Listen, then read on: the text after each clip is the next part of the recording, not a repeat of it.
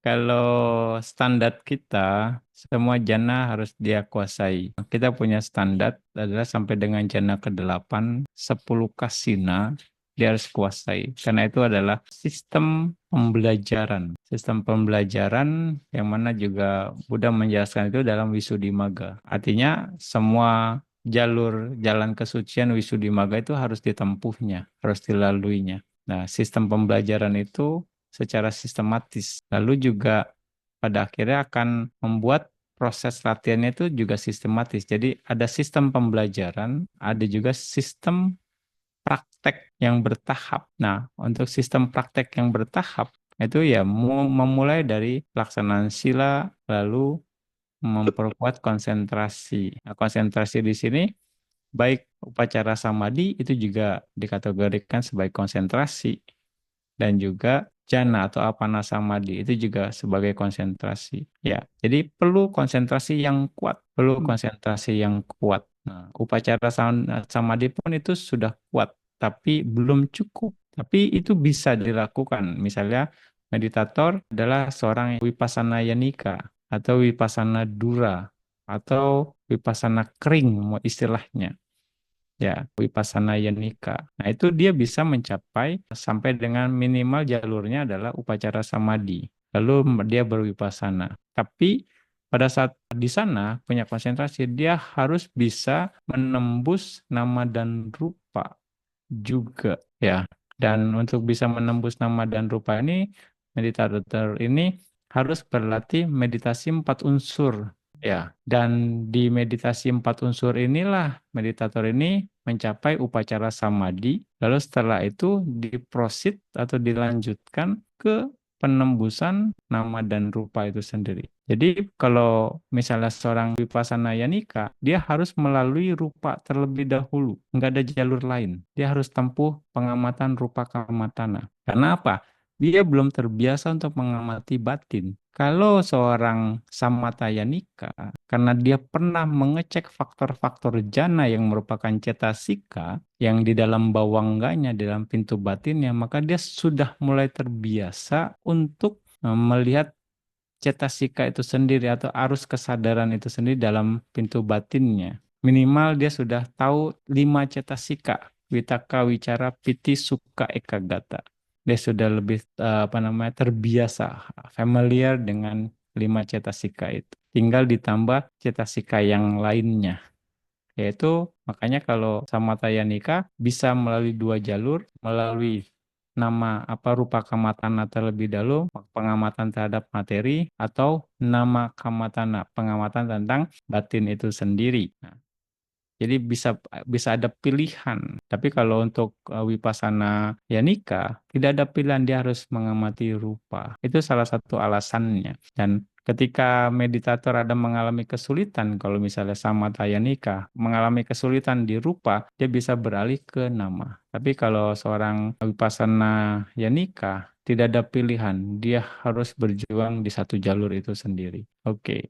Lalu dia harus setelah pengamatan rupa, baru dia pengamatan nama. Ya, pengamatan nama dan rupa ini dengan jelas, nah itu adalah duka saca. Lalu dia harus juga menembus mengetahui samudaya saca. Jadi bukan hanya nama dan rupa saja, tapi dia juga harus bisa menembus duka saca itu sendiri. Penyebab dari nama rupa ini muncul karena apa? Nah, nama rupa yang terjadi sekarang itu adalah akibat. Nama rupa yang kita punya sekarang ini adalah akibat dari sebab yang sebelumnya. Ya, sebab karma yang sebelumnya. Dan harus juga diketahui. Jadi ada sebab dan akibat. Jadi pemahaman sebab dan akibat itu sendiri pada akhirnya akan membuat kita lebih paham tentang anatta. Karena nggak tiba-tiba muncul atau tidak selalu eksis. Ada sebab yang pendahulunya, ada sebab terdekatnya, bukan sebab satu-satunya pada akhirnya. Itu juga bagian untuk mematangkan anatta, ya kan? Tidak, bukan karena satu yang eksis.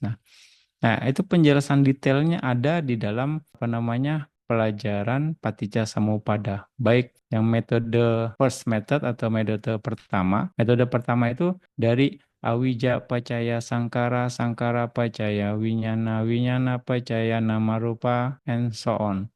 Nah, itu adalah metode pertama dari paticca samuppada. Artinya berurutan, ya, berurutan. Ada yang metode 5.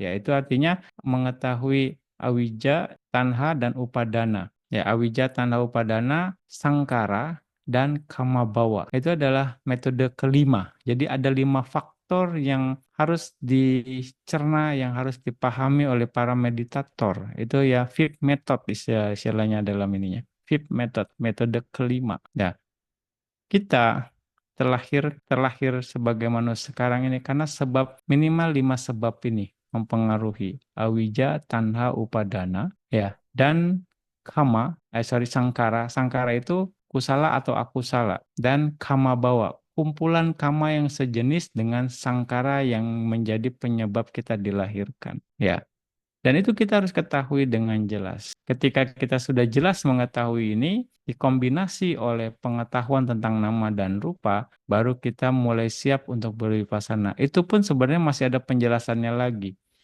Ya, misalnya penjelasan tentang lakana, rasa, pacupatana, padatana. Lakana itu karakteristik atau ciri. Lakana rasa, rasa atau fungsinya. Fungsi, lakana rasa, pacupatana itu adalah manifestasi. Manifestasi, lalu padatana, sebab terdekat. Nah, dari nama dan rupa, itu nama tidak mungkin muncul sendiri. Ya, minimal dari sisi nama ada ceta dan cetasika. Misalnya Anda berbuat baik secara abhidhamma, perbuatan baik Anda oke lah.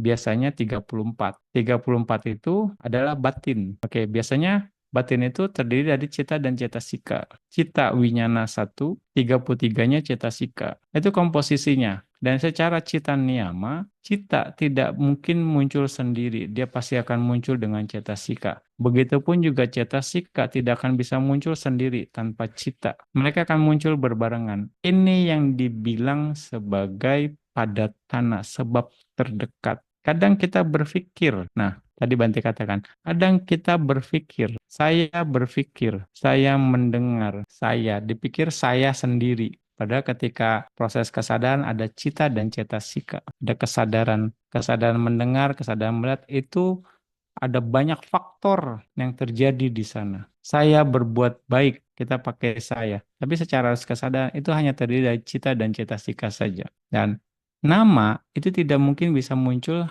dengan tanpa rupa. Sekali lagi, nama tidak bisa berdiri sendiri. Ada rupa. Minimal rupa hadaya watu. Pintu batin itu adalah bentuk materi. Tanpa landasan batin, tanpa materi kesadaran atau pintu kesadaran sebagai pintu kesadaran, maka kesadaran tidak akan terjadi. Based on hadaya watu. Based on hadaya watu, ya kesadaran muncul. Tapi hadaya watu bukan the only one. Only proximate cause. Sebab terdekat. Ya, kalau diteliti lagi, di hadaya watu itu terdiri dari 7 jenis rupa. 7 jenis rupa yang apa namanya? Yang berasal dari macam-macam. Dari kama apa saja? Hadaya dasaka kalapa, bawa rupa. Lalu hadaya dasaka kalapa, bawa rupa, dan kaya dasaka kalapa. Ini semuanya berasal dari kama. Yang mana jumlahnya 10 semua. Kalau 3 berarti 30. 30 elemen. Lalu Jiwita Nawaka Kalapa, ada 9, 39. Lalu ada Cita Jerupa, ada 8, 39 tambah 8, 47. Lalu ada Ahara Jerupa, jumlahnya 8, 47 ditambah 8, 56, 47 tambah 8, 55. Sorry, 55. Lalu Utujarupa, 55, Utujarupa ini 8, 55 tambah 8. Berapa? 63. 63 materi atau unsur dari rupa ada di dalam hadaya watu. Balik lagi, hadaya watu itu terdiri dari 7 jenis rupa kalapa yang tadi Bante sebutkan. Kalau di jumlah totalnya ada 63 elemen. Nah, itu adalah bukan the only cause, itu adalah proximate cause. Nah, dengan pemahaman itu akan membantu kita untuk membreakdown anatta, membreakdown atta. Materi saja terdiri dari berbagai unsur.